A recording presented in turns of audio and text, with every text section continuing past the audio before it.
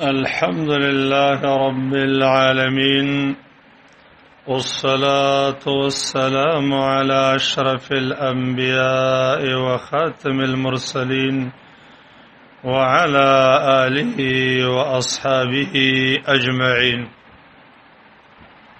لکه څرنګه چې الله رب العالمین د نیکو اعمالو د پاره بهترین ګټې او ثمرات فائدې ذکر کړې دي، نو دا د هر یو عمل د پاره نه دی، بلکې هغه عمل چې هغه د الله په دربار کې قبول شي نو دا غي د پاره دغه فائدې دي. بعض عملونه الله رب العالمین برباد ګرځي. الله فرمایي وقدمنا الى ما عملوا من عمل فجعلناه هباء منثورا. الله د بعض انسانانو عملونه منګ یو دوړه وګرځاو. الله د کافرانو د اعمالو په باره کې فرمایي چې داغه عملونه چې هغه د یو شګوګل په شان دي چې سړی په د وبو خیال وي لکه هغه وبنوي. د با تهجد په باره کې نبی له سلام فرمایي بعض تهجد گزار هغه د خپل تهجد نه هیڅ فائدہ وانخلی، ثمره اوچته نه کی سوا د دین چې بی خوبي ورته راشي. او ډېر کرته یو روزدار صرف هغه د روزې د اولګه تند حاصله کی او نور څه فائدہ ورته ونشي. په دې بنیاد قرآن او سنت کې د عمل د قبولیت یو څه شرطونه دي که یو انسان د دې لحاظ اوساتي نو عمل به قبول شي. اول شرط داغه نه ایمان دی. ترسو پوری چې یو ایمان د انسان برابر نه دی دغه انسان عملونه قبليږي نه. دغه وجه د چې څومره الله د نیکو اعمالو تذکرہ کړی دا مخکې ته د ایمان تذکرہ کوي. فرمایي ان الذين امنوا وعملوا الصالحات كانت لهم جنات الفردوس نزلا. ان الذين امنوا وعملوا الصالحات اولئك هم خير البريه الا الذين امنوا وعملوا الصالحات وتواصوا بالحق وتواصوا بالصبر. من عمل صالحا من ذكر او انثى وهو مؤمن. د ایمان چې د چا نوی دغه انسانانو عمل برباد دی. نبی کریم صلی الله علیه وسلم هم چې کله د نیک عمل تذکرہ کوي نو مخکې ایمان ذکر کوي. فرمایي من قام رمضان ایمانا واحتسابا غفر له ما تقدم من ذنبه.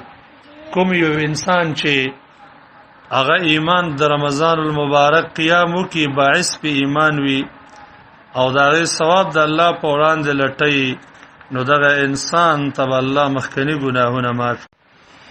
الله رب العالمین د عمل قبولیت لپاره ایمان شرط کړی دی. والله فرمایي ومن اراد الاخره وسعى لها سعيها وهو مؤمن فاولئك كان سعيهم مشكورا.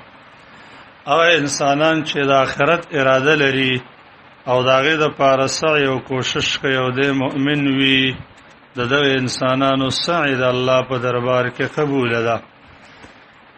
دویم شرط د عمل د قبولیت د پاره اخلاص ده چې دا اخلاص معنی دا چې عمل د ټولو شایبو د ټولو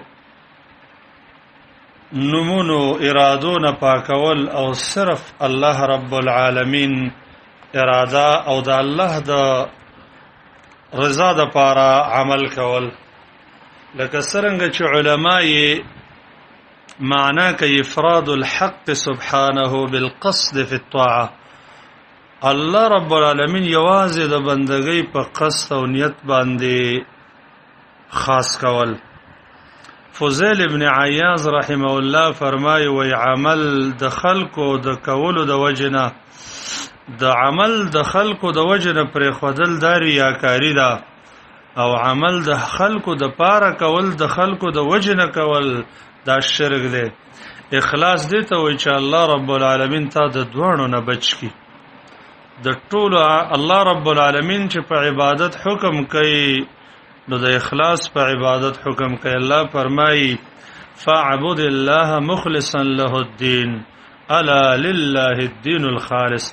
د الله عبادت کو په داسې حالت کې چې الله لره دین خالص کړي. نبی کریم صلی الله علیه و آله وسلم هم فرمایي چې انما الاعمال بالنیات، د ټولو اعمالو دارومدار په نیت سره ده. که سړی د نیت د الله د رضا نه علاوه د بل نیت وکړ، دغه انسان د عمل مردود دی، تباه دی.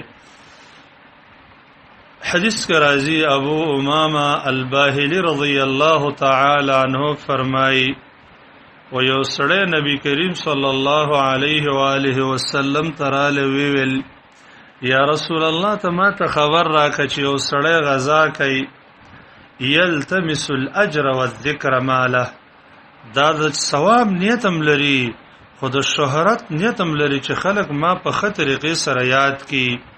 دې دپاره به څه شی؟ نبی کریم صلی الله علیه وسلم جواب کوي لا شیء له، د دپاره هیڅ ثواب او اجر نشته. دې سړي بار بار دا سوال تکرار کو، نه درې کرته او نبی علیہ السلام ورته هم دا یو جواب ورکړي چې لا شیء له. بیا یو فرمایل ان الله لا يقبل من العمل الا ما كان خالصا وابتغي به وجهه، الله نه قبلې د عمل نه مگر هغه عمل قبلې چې هغه خالص وي او صرف د الله رب العالمین مخ ور باندې اراده کړی شوی. دیو جن معاذ بن جبل رضی الله تعالی عنہ فرمایي چې رسول الله صلی الله علیه وسلم چې کله دی یمن ته لګو ورته ویل یا رسول الله ما ته نصیحت وکا. هغه ورته فرمایل اخلص دینک یکفیک العمل القلیل، تخپل دین خالص کړه الله د رضا د پاره. الله تا د پاره لږ عمل که هم نه هغه بدر لکه پیش لږ عمل. الله رب العالمین د انسانانو د زړونو احسان د اخلاص ته ګوري او د دې په وجه باندې الله رب العالمین نصرتونه نازلوي، د دې په وجه باندې الله نصرتونه نازلوي. دریم شرط د عمل د قبولیت د پاره اتباع الرسول، چې دا عمل به الله قبول وي چې هغه د نبی کریم صلی الله علیه وسلم په تابعداري، چې وسړی عمل کوي خپل عملم کوي په اخلاص هم کوي خو طریقې د ځانه جوړه کړی دا، دغه عمل به چیرې الله قبلې نه. دیو جن الله رب العالمین د دې عمل سره بطلان او بربادي لیکلی دا چې کله یو انسان د الله د نبی په طریقه باندې عمل نه کوي. فرمایي چې د الله او د الله د رسول تابعداري وکړي ولا تبطلوا اعمالکم، خپل عملونه ما بربادوي.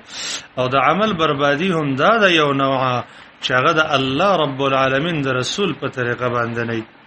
دیو جن نبی کریم صلی الله علیه و آله وسلم هغه فرمایي و یو ورځ ملائکه رالی نبی علیہ السلام ودو یو بل ته ویل چې د دې یو مثال دغه مثال بیان کړي. نو مثال هم دا بیان کړي چې د دې مثال په شان د هغه سید دی چې یو کور جوړ کړي پای کې خوراکو کې یو داعی ولېږي چې خلکو خوراک لرازي. بعض خلک د دې داعی خبره ومني او بعض ونه مني.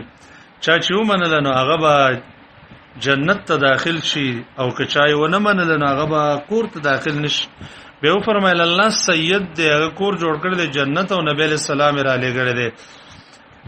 نو فمن اطاع محمد صلی الله علیه وسلم فقد اطاع الله، چا چې د نبی علیہ السلام تابعداري وکړه یقینا د انسان د الله تابعداري وکړه، او چا چې د نبی کریم صلی الله علیه وسلم مخالفت وکړه د الله مخالفت وکړه. سلورم شرط د عمل د قبولیت د پاره احتساب دی، چې سړی عمل کوي او دا غي ثواب د الله رب العالمین په وړاندې لټي.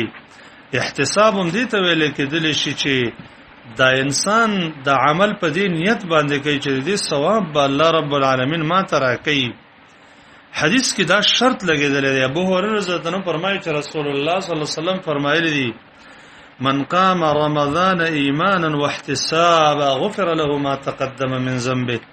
سوچ د رمضان المبارک قیام کوي د الله د رضا د پاره کوي، ایمان په باعث او د ثواب په نیت باندې کوي. موږ او تاسو کې ډېر اعمال شته چې هغه ډېر خوري اعمال دي خو زموږ مقصد په د ثواب نیت نه دی بلکې دا کله یو چې لکه خلق بسوي. موږ او تاسو جنازو لزو جنازه څومره خوري عبادت دی چې د یو غر په مقدار ثواب پکې دی، خو موږ او تاسو د دې لپاره اکثر زو چې سبا زمړ کېږم زما مړ راځي به بسوک ناراضي څومره نقصان یا ولیمه کول چې د یو عبادت دی چې سړی د نبی اسلام فرمای اولم لیکن موږ د دې لپاره نه کوو چې دا یو عبادت دی د لپاره چې خلق بسوي ګوره هر سړی یار دوست لري تربور لري خپل پر دې لري هغه بسوي چې کله دی انسان نیت صالح وي کنه ته الله رب العالمین خپل عبادت خپل اجرونه ورکړي بلکې نبی اسلام فرمایي د یو غشي په وجه باندې درې کسان جنت ته داخليږي یو هغه انسان چې جوړي او نیت په ثواب کوي دویم هغه انسان چې هغه ولید ثواب په نیت باندې او دریم هغه انسان چې هغه اخلي او بل ملګری له ورکه چې ز په دې باندې تاسو عبادت وکړه jihad په سبیل الله په وکړه الله رب العالمین زمونږ او تاسو عملونه د شریعت په شرایطو باندې برابر کې د قبولیت په شرایطو او الله رب العالمین زمونږ او تاسو عملونه په خپل دربار کې مقبول وګرځي امين یا رب العالمین